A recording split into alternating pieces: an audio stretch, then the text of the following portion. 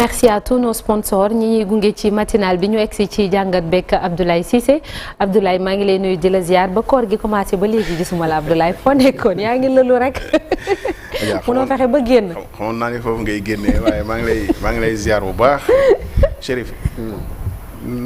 noo ko gisee ci matinal bi mu ngi. njaxlaf fi lay xëddee quand même. non man du ma xëdd ngeen surveiller xëdd bi quand même. non man du ma xëdd Abdoulaye Cissé. fii lay xëddee ndax sànq xawta du ma fa kastalu ndax ñoo duggandoo ci biir mu ngi yàkkam parce que mu naan ñi ngi salaat maa koy kii. wër na yàlla li ce sont des contre-vérités. kon de mën naa dox. bi mën naa te mën naa wax lu dul dëgg ci koor mën ngaa naan ndox. indil ko bouteille ndox mu naan. xam nga Ablaye fa bu nekkoon. fa ñuy dogee 18h30. ah di xëdd 4h40 xaw ma 4h ñaata. 18h06. dañuy teel a xëdd da ngay teel a compter heure xëdd bi tamit. mais maa ngi réccu lu ma doon ñëwee ci réew mi. ah Ablaye bu ñu xeebal suñu dog baax na. bul tax non na sa xel dal ba naata man dama koo bëgg day sama xarit. dëgg la non laay na sa xel dal fii ba koor gi di jeex moom ndogu bi du weesu 19h22 incha allah. noonu la ren. waaw du weesu 19h22. ah kon calculé nga ko. waa Dakar bu baax à Dakar waa Dakar lijjanti na ko waaw lijjanti na ko nee na 19 la ñu jógee. 18 la ñu jógee dem 19. dem 20 21 nee na 22 nag mooy baar. dis donc lijjanti na lépp. ñun waa Dakar amu leen koor amul. fii Dakar moom boo li fi nekk boo c'est pour sopp la ñu nuyu waa Kédougou ak Tamba waaw xam naa ni. wallaay ñu jàpp ñoo gën a métti rek. yàlla baax na. dem si yàlla si sama yaay dafa mus a ñëw. def 10 jours Dakar. mu ne bu ñibbee ngaay da koy fay ndax lii du woor quoi woor ba ngoon doo mar doo xiif. macha allah ke yàlla yërëm ak amiin képp amiin ñàkk way juróom. amiin alors Abdoulaye Cissé tey jile da nga bëgg a taxaw ci Banque africaine de développement élection bi mi ngi ko fas yéene amal le 29 mai bokk na ci 5 candidats yi le Sénégalais Amadou Hott nekkoon ministre de l'économie. Et puis on rappelle qu'un Sénégalais a déjà dirigé la Banque africaine de développement di nga ci dellu si waat certainement. ci kanam tuuti mais laaj bi ñuy laaj mooy yan chance la Amadou Hott am ci élection bi à l'issue de cette assemblée annuelle de cette assemblée annuelle du conseil des gouverneurs de la BAD ñu mën koo fal yan chance la am. waaw xëy na balaa ñu ñëw chance yi sax ñu définir ñi nga xam ne ñoom lay xëccool. parce que ça nous permettra d'y voir un peu plus clair parce que. chance bi aaju na ci ñi nga xam ne ñoom nga jàkkaar lool. yéen a ngi doon wax sànq match Real Madrid rek yooyu ñu ngi nii 5 yi la. une seule femme parmi les 5. Ouais. c'est bien de le préciser. La sud-africaine. C'est bien de le préciser et d'ailleurs on reviendra sur pourquoi une seule femme parce que zone bi mu bokk tamit. am na importance parce que zone boobu maanaam région australe boobu. am nañu candidat boo xam moom la ñu adoubé woon. muy le Zambien Munzele mais dinañ si ñëw. donc tu as ni photo bi nekkee nii Amadou Hott liste ordre bi nag. mooy ordre de dépôt de candidature yi parce que c'est important ñuy respecter ordre bi. d'accord parce que boo ko tàmbalee woon Amadou Hott sax mu mel ni kii mais nii la ko Banque africaine de développement ci boppam publié. d'accord Amadou Hott ki ci topp mooy Sidi Ould Tah bi nga xamante ni moom mooy. Mauritanien bi. nekk président démissionnaire BADEA. Banque arabe pour le développement donc dafa démissionner pour postuler ki ci topp di sud-africaine bi di jigéen moom dafa démissionner de son poste de directrice principale au niveau de la Banque africaine de développement donc am parcours bu similaire ak Amadou Hott parce que Amadou Hott aussi il était envoyé spécial du président de la BAD en charge des infrastructures vertes mu démissionner moom tamit donc da ngay gis ni même ci parcours Banque africaine de développement parce que souvent dañuy wax ni diw moo gën a xam banque bi donc ci côté boobu am na koo xam ne bokk na xamee banque bi ki ci topp di le Zambien Munzele moom économiste la en fait c'est vraiment un économiste très réputé quand même ci théoricien économie moom mooy candidat bi nga xam ne Afrique australe moom la ñu présenté et puis l'autre c'est un Tchadien bi nga xamante ni moom moo nekkoon sax ba jusqu'à récemment aussi 2024 gouverneur banque centrale voilà bu Afrique centrale donc force yooyu ñoo nekk en présence muy profil yoo xam ne quand même bu ci nekk mën na ko diriger parce que soo xoolee profil yi nga xam ne ku nekk am na ci ñoom jaar-jaar ak dëgër laay boo xamante ne xëy na am na yeneen institutions yoo xam ne mënoon nga am ay candidatures yoo xam ne mën nga ne fantaisiste la ak yooyu ci répartition géographique bi ñoom 2 candidats yoo xam ne Afrique de l'Ouest lañ bokk dans 2 pays voisins d'ailleurs Sénégal ak Mauritanie faiblesse la pour ñoom ñaar ñëpp ça il faut le dire tout de suite mais Afrique australe aussi am ñaari candidats Zambie ak Afrique du Sud c'est aussi une faiblesse pour ñaar ñëpp parce que zone géographique yi li gën mooy ñu bokk candidat après nag xëccoo la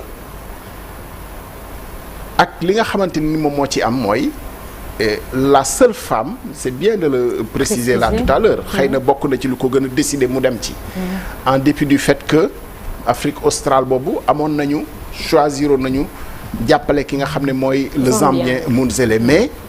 mu présenté wu parce que peut-être chance ou la seule femme ça fait sens et gouvernement aussi attention soutenir ko présenté wul rek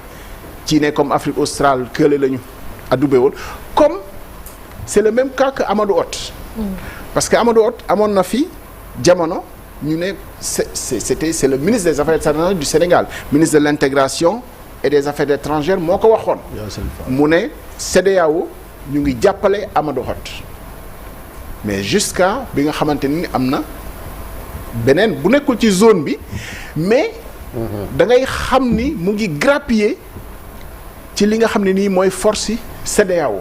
donte moom bokkul ci kuréel bi mais ci zone bi la bokk donc day grappiller ci peut-être voies yi maintenant. waxuñ ni Ouattara da koy jàppale wala. évidemment il y a des choses qui se jouent. qui sont très complexes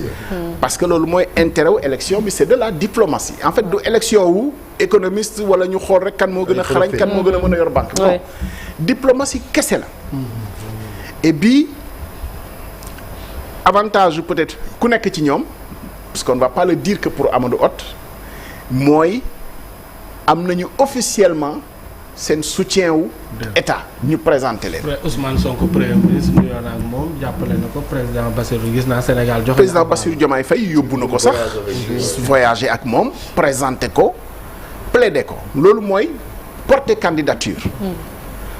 ce n'est pas toujours le cas ci yenn candidature on ne reviendra pas sur ça parce que tey ba élection BAD moom la ñuy waxtaanee Sénégal su ko porté Sénégal mooy doxal diplomatie bi nga xam ne ci la mën a yaakaar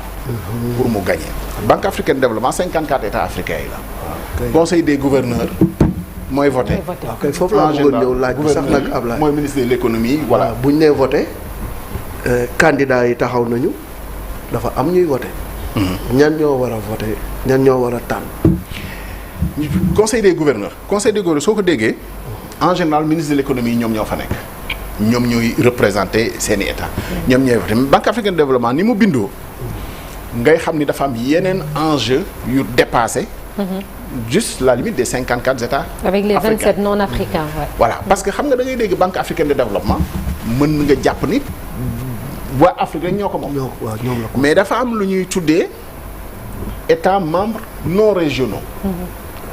yoo xam ne toll nañ ci 27 effectivement te pays yu mag yëpp a ngi ci États-Unis Canada, France Japon. Allemagne Oui. Japon Argentine Brésil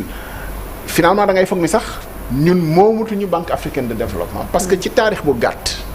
fàttalikul bi nga xamante ne nii ñu ngi renouveler wu mandat wu président Adesina il y a 5 ans En pratiquement pays yooyu bugguñu woon surtout en pôle les États-Unis bugguñu woon candidature Adesina ba xëy na sax xawoon nañ ko gàntal bokkuñu ci ñuy voté mais xam nga ñoom am nañu moyen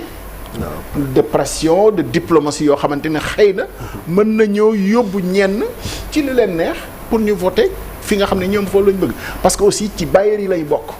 donc enjeu yi dafay dépasser Afrique kese kon élection bi complexe na quand même. waaw élection bu complexe la maintenant état yi nag dañoo souverain xëy na mën nga jàpp ni état bu nekk am na souveraineté état bu nekk sañ na jàpp ni moom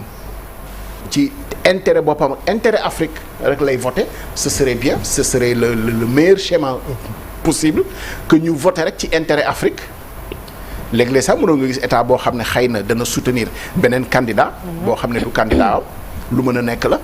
mais ñu voter rek ci intérêt Afrique maintenant bu fekkee ni dafa am yeneen intérêt yoo xam ne ni moom moo ci nekk évidemment finalement finalité banque bi day génn sax intérêt wu Afrique bi nga xam ne nii moom foofu lañ nekk. mais Ablaye on parle de 20 pays d'une liste de 20 pays par pouvoir de vote te 20 pays yooyu Sénégal bokk ci déjà les 10 premiers pays 5 yëpp ay pays étrangers la yaa ngi wax sànq naan duñu yu bokkul Afrique kon bokk yaa ngi naan ñoom duñu voter ak noonu. Comment on peut s'attendre quand même à ce que le Sénégal gagne quand même élection yi on rappelle que ci liste boobu noonu ki ci jiitu mooy Nigéria. waaw maanaam fi Adesina le président sortant. waaw xam nga loolu li ñuy wax mooy li ñuy comprendre foofu mooy conseil d'administration bi. conseil d'administration ñëpp bokkuñu ci effectivement. ñëpp bokkuñu Sénégal bokku ci actuellement ça on peut le comprendre mais bu demee ba ci cëpp parce que conseil d'administration bi c'est très important parce que conseil d'administration bi sax moo validé dañuy soumettre. liste candidature yi ñu ngi arrêté liste bi par exemple le 21 février lañ koy door a publier xool ndax remplir na critères yi nga xam ne ni moom moo ci nekk yëpp. conseil exécutif bi validé candidature yi mais ba muy fa muy mujjee amul système grands électeurs maanaam maa la ëppale voix ak yooyu dafa am filtre yoo xam ne nii fa ngay jaar filtre yi effectivement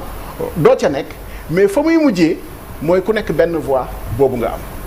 te 54 yooyu ñooy voté. bañ a nekk ci conseil d'administration mun na nekk handicap bien entendu handicap bi mooy fa ñuy discuter par exemple profil yi valider mën na am ay discussion ak yooyu peut-être mën nañu atte ñàkkal nit te parce que soo fa nekkul mën nañu la atte ñàkkal mais bon instance yu mel nii quand même am na dëgëraay boo xamante ni xëy na bëri parce que dañu am commission éthique aussi boo xam ne nii mooy saytu yooyu filtre yooyu mën nga fa bañ a nekk mais ca mujj ku nekk benn voix nga am conseil des gouverneurs ministre des affaires ministre de l'économie ñi nga xam ne ñooy représenté ñoom ñooy fal te ministre de l'économie bu fa ñëw sa kàddu président moom nga indi sa kàddu président bi ngay indi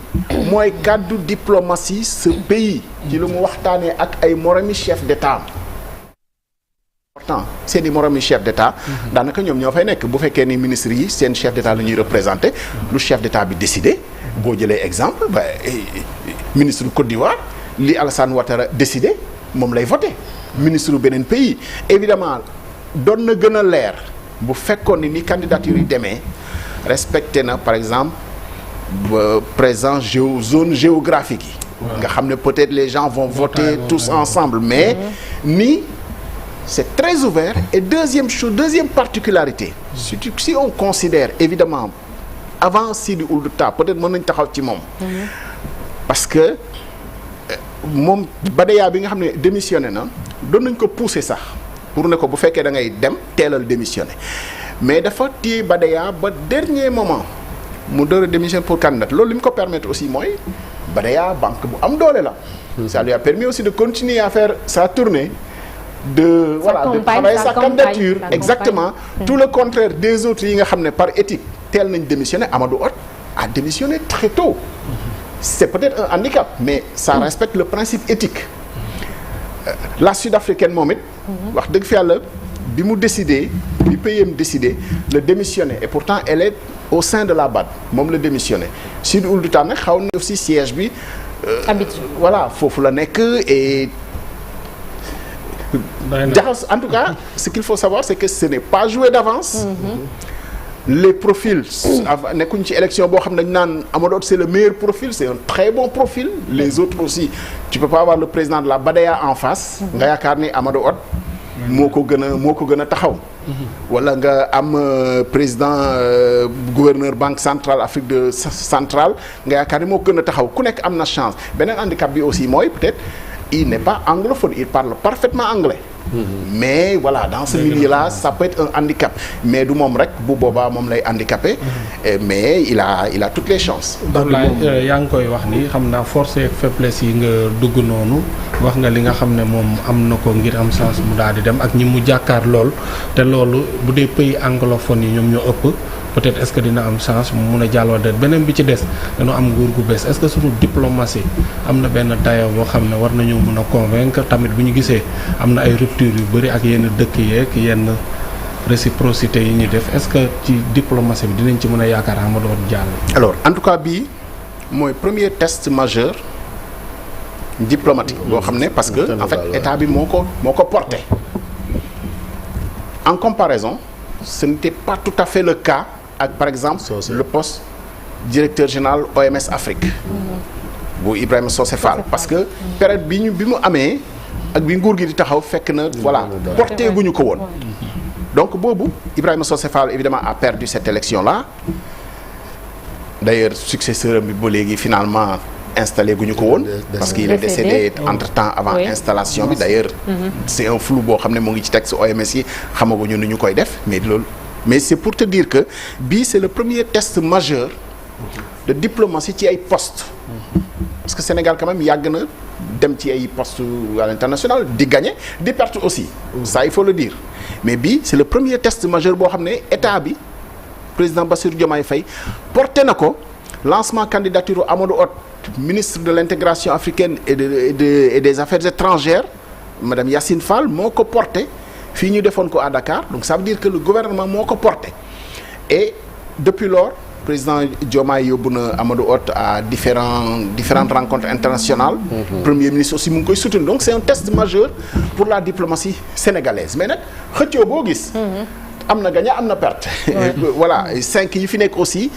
il faut pas oublier seeni njiit ñu ngi def lu ñu mën pour seeni candidats gagner il y aura au moins une chose bat jusqu'ici amagul benn pays boo xam ne am na ñaari dirigeants yoo xam ne jiite nañu ko. C'est vrai.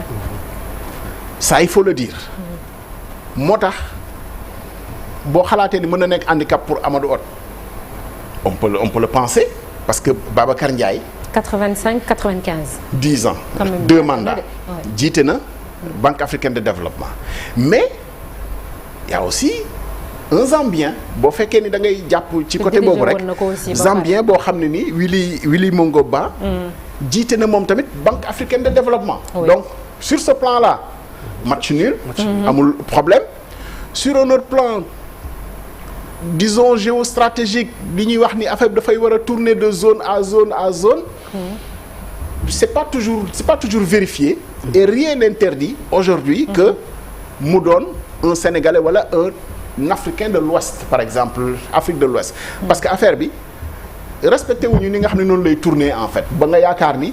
comme jóge na zone bi Afrique de l'Ouest dafa war a dem Afrique non loolu dañ koy wax rek mais respecté wul principe de rotation boobu mais Ablaye sànq yaa ngi doon wax naan si je te comprends bien c'est seulement Amadou Hott et la Sud-Africaine ñoom ce sont les deux seuls candidats issus de la banque c'est ça, oui qui ont eu le dernier poste au niveau de la Banque africaine de développement d'accord je pense que Babacar Ndiaye moom nga waxoon je pense Issoire c'était le seul à être issu de la BAD jiite ko sinon tous les autres dirigeants ñoom nekkuñu woon ci banque nekkuñu foon mais en général ils viennent tous du milieu de la banque soit banque centrale wala nekkoon ministre de l'économie de leur pays et avoir été gouverneur c'est-à-dire ministre de l'économie yaa nekk gouverneur au niveau de la BAD donc yooyu ça te permet d'être mënoo xalaat ni sax parce qu'ils sont hors du système strict de la Banque africaine de développement que xamuñu ko parce que ñoom ñoo nekk ministre de l'économie yi nga xam ne ñoom ñooy siéger en général au conseil des gouverneurs de la Banque africaine de développement donc xam bi je pense que dépendrul ci falaa liggéeyee wala ma bañ faa nekk ñii profil yi vraiment y en a pas un dont on peut dire que voilà il est outsider vraiment ñoom ñëpp xëy na am nañu potentiel pour kii alors Ablaye mu mel ni xëccoo bu tar bi daf may pousser man ma xalaat mais ban importance la am ci suñu koom-koomu réew yi ba xëccoo bi tare nii ci li nga xam ne moo di Afrique. Banque africaine de développement portefeuille d'affaires bu rëy la enjeu développement yu nganda la évidemment il n'est pas dit que parce que président bi sa dëkk la jóge rek da ngay may faveur ça aussi mais c'est important pour le prestige. C'est important pour les arbitrages loolu moom kenn na tablé wu ko arbitrage président c'est très très important boo xoolee fii suñu réew par exemple projet structurant yi BAD moo ci jiitu projet structurant boo ko déggee mooy TER bi par exemple TER bi financement Banque africaine de développement la li ci ëpp bi ñu koy inauguré sax gis nga ko monsieur Ne Papillon moo ci jiitu woon voilà et Banque africaine de développement nag ci at yu mujj yi dafa gën a nekk ci soit infrastructure wala di investir ci agriculture verte gis nga ko suñu centrale ba li nga xam ne bu problématique la centrale à charbon bi ñoom ñoo financé woon li nga xam ne mooy partie études yi disons accompagner projet bi mais Malick enjeu yu rëy la parce que quand même sous Adesina ça il faut le dire il a réussi quand même à tripler le portefeuille d'affaires de la banque et moom xëy na peut-être ba dina bokk ci président yi nga xamante ni defloo nañu banque bi ay jéego yoo xamante dugal nañu ko dans une autre dimension. ci vraiment ni nga xam ne noonu yoree banque bi problème éthique yi nga xam ne posé woon nañ ko balaa muy jël deuxième mandat bi mel na ni ki yooyu yëpp fànq nañu ko parce que xawoon na metti trop pour mu mën a jàllaat bu fekkee ni yooyu réglé nañu ko problème éthique yeeg yooyu mais du ñu jeexal Banque africaine de développement te waxuñu vraiment ça aussi il faut s'en féliciter c'est-à-dire la qualité des ressources humaines sénégalaises. Ah oui. La Banque africaine de développement au siège. Da ngay sax fier parce que le dernier événement bi nga xam ne Banque africaine de développement te organisé na ko en dehors de ses assemblées mooy c'était le Africa Investment Forum bi nga xam ne moom moo ko organisé Banque africaine de développement moo ko organisé au Maroc. Ba le bouquet final bi nga xam ne Adesina mu ngi def son discours final il a tenu à distinguer un jeune Sénégalais Max Magor Ndiaye. Il a demandé where is Max, please standing ovation for Max. Bon, Max c'est un jeune tout timide là comme Chérif. Ndeysaan. Il avait eu du mal à se lever pour cette standing ovation parce que en fait c'est lui qui avait porté cet événement sur ses épaules. Organisé ko ba président Bat di ko distingué le président a distingué je crois 3 personnes. Les 2 sont sénégalais. C'était Maxime Magor Ndiaye, Yacine Fall qui est directrice de la communication, qui est sœur de Gabriel Fall, d'ailleurs feu Gabriel Fall, et une autre sud-africaine. Voilà, qui ont porté cet événement-là, mais vraiment ça faisait beau à voir que le président de la BAD, dans ses derniers instants de au revoir, distingue des Sénégalais comme ça. Et quand je dis Maxime Magor Ndiaye, je ne suis pas exhaustif sur le nombre de Sénégalais, mais à des niveaux de responsabilité insoupçonnés, hein.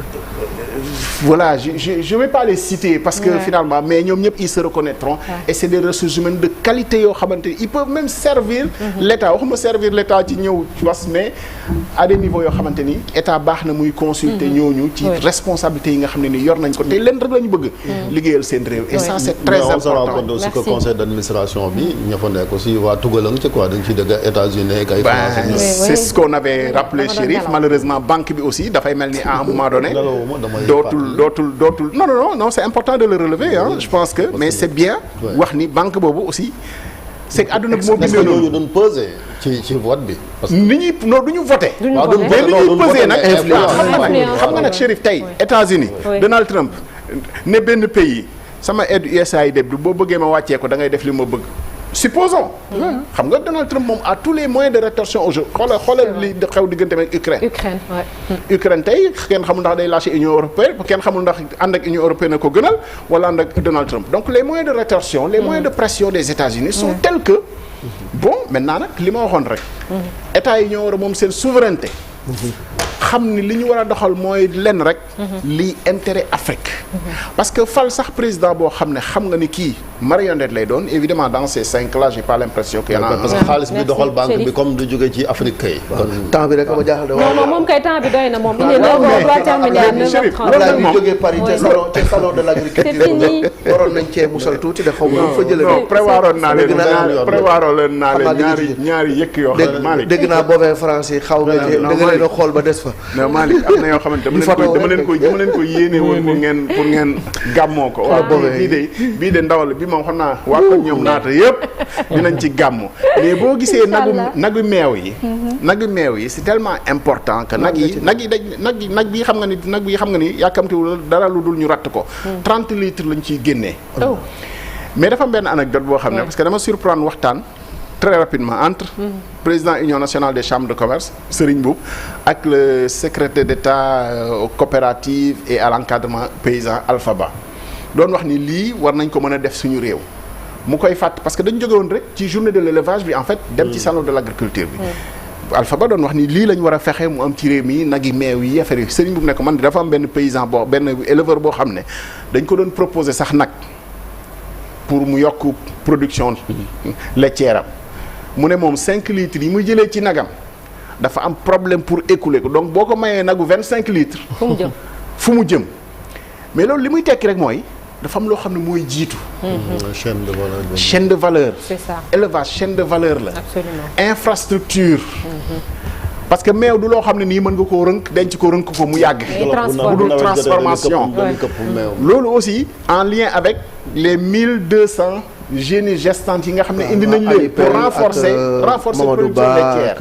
c'est bien beau am ay nag yoo xam ne day renforcer production laitière. mais ngalla nañu teg infrastructure yi nga xam ne mooy permettre meew moomu ëllëg du mujj ci tuur yi comme ni pomme de terre bi di nëbee comme ni soble bi di nëbee te xam nga loolu pomme de terre buy nëb soble buy nëb yaa xayti ñaata at ñu ngi koy wax te biir yi nekk fi te da ngay yokk sax